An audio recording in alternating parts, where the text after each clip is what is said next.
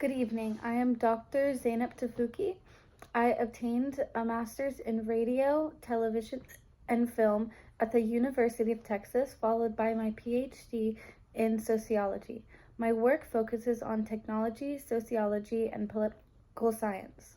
I will be referencing my article, Social Movements and Governments in the Digital Age, Evaluating a Complex Landscape, and I will be leading this discussion. Hello, everyone. I'm Dr. Ragnar Willand, an author for DCAF, Geneva Center for Security Sector Governance. I obtained a master's degree from the London School of Economics and Royal Holloway, and my PhD in Politics and International Studies from the University of Brussels and the University of Warwick. I'm speaking about my paper, The Military, the Media, and Public Perceptions in Egypt, and representing my co-authors. Mohammed El-Anshari is a Washington bureau chief for Al-Arabi TV network and writes a weekly column for Egyptian daily Al-Sharq News. Ramoud Bollinger is an analyst for the Swiss Federal Department of Foreign Affairs (FDFA) in the Middle East. He previously interned at the European Parliament United Nations Conference on Trade and Development and Swiss Foreign Affairs. Hello, I am representing Journeyman Pictures, which is a film company that focuses on providing free educational films covering topics often overlooked by mainstream media. We have received awards like Women in Sustainability and Best Documentary Film. Our films shed light on global topics and political unrest, like our documentary I'll be talking about today, How the Revolution Lost Hope. I hope everybody's day has gone well. I am Janheen Nojam, an acclaimed filmmaker known for my documentaries focusing on social and political issues.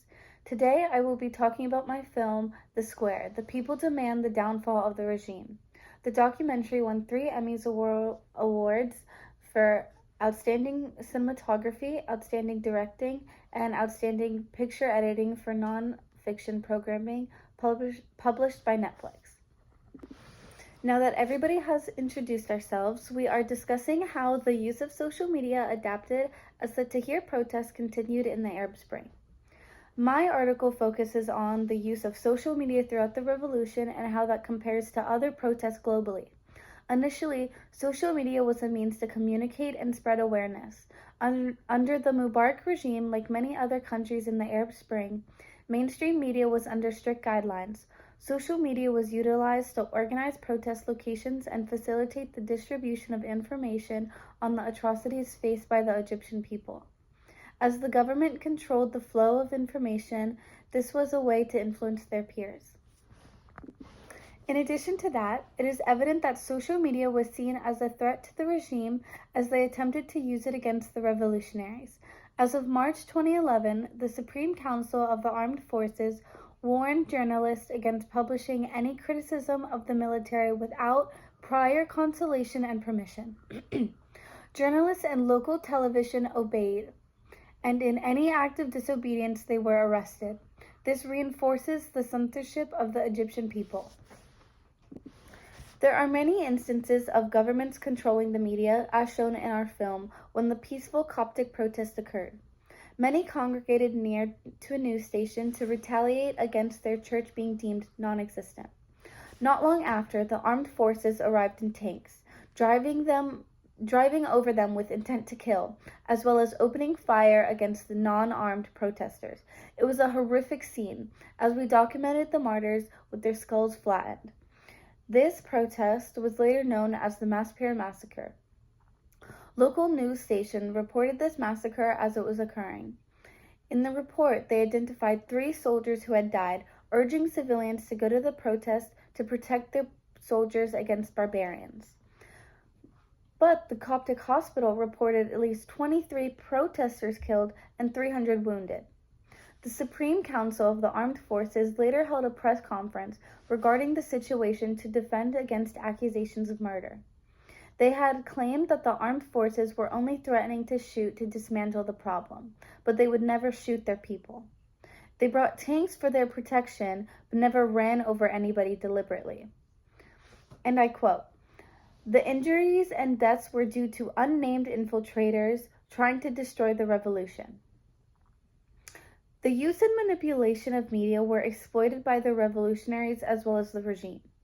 Mainstream media was not trusted by the Egyptians, as the government often glorified itself in media attempting to encapsulate reality.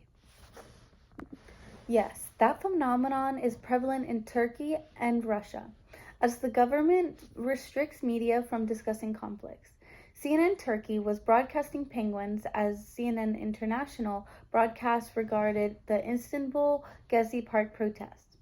In Russia, news on TV versus political blogs did not correlate. The top keywords for blogs were civil, corruption, and reform, while televised keywords were infrastructure, Moscow, and construction. Civilians worldwide are starting to realize the severity of censorship they are facing.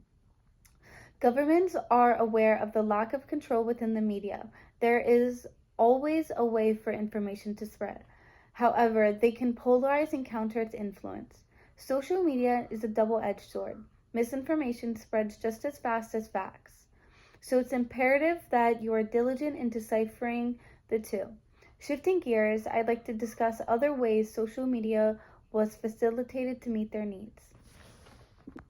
The Egyptian people saw media as a means of gathering information as well as documentation. Within my documentary, one of the revolutionaries we were following throughout the protest announced, "We should film as much as we can. We don't know when this footage can be used as evidence." The protest started in 2011, but the torture sustained occurred for years.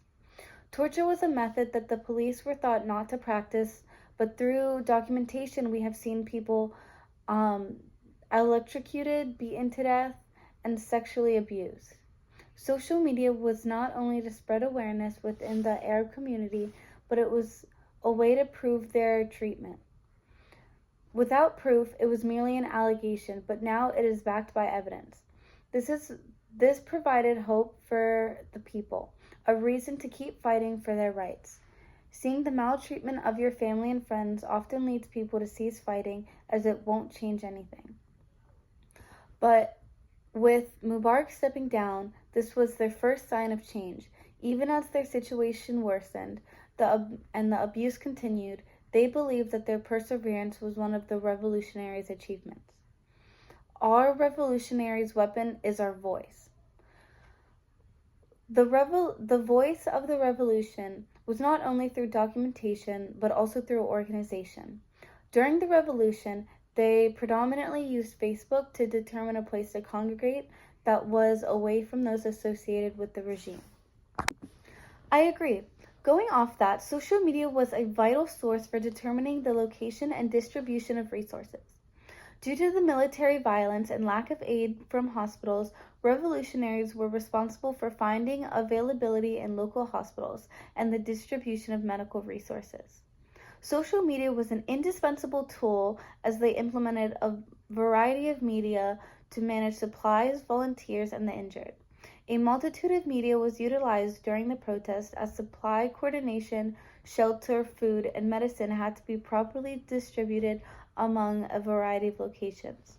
Without social media, which includes Facebook, Twitter, YouTube, Viber, Google Spreadsheets, and phone calls, this widespread distribution wouldn't be possible. Social media was deliberately used in many ways, originally as a means of coordination and communication, but later shifted to documentation and distribution of resources. Without social media, the Arab Spring, specifically the Tahrir protests, could not have progressed as significantly as it did.